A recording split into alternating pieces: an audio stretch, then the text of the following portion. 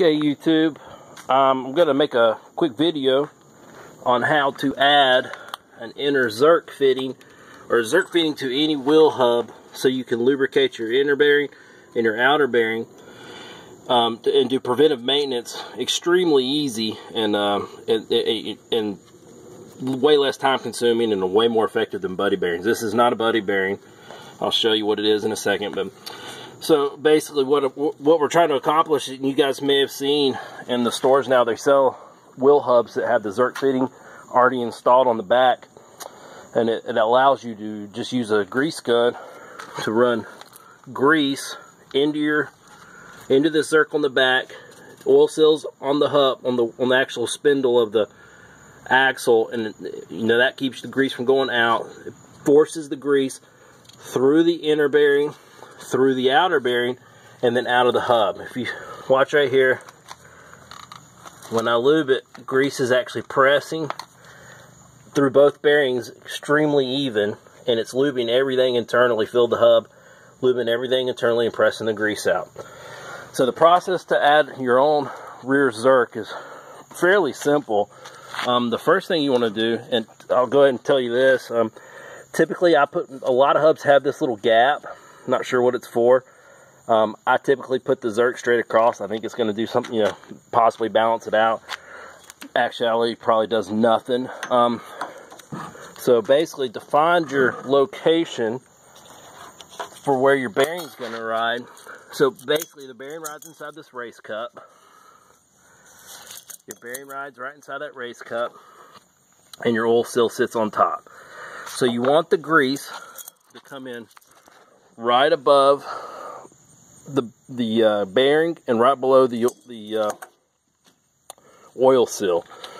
This particular wheel hub, when you measure it out, the oil seal itself is about a 1/2 inch to 32/64.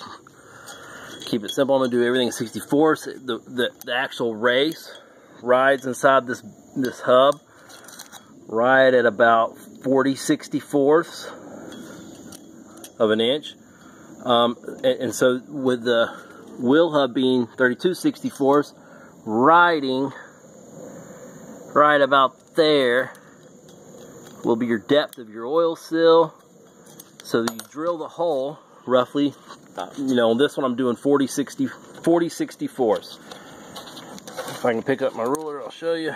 So basically, you just measure down 40/64ths, and then put I use an automatic center punch, and find that 40/64ths mark.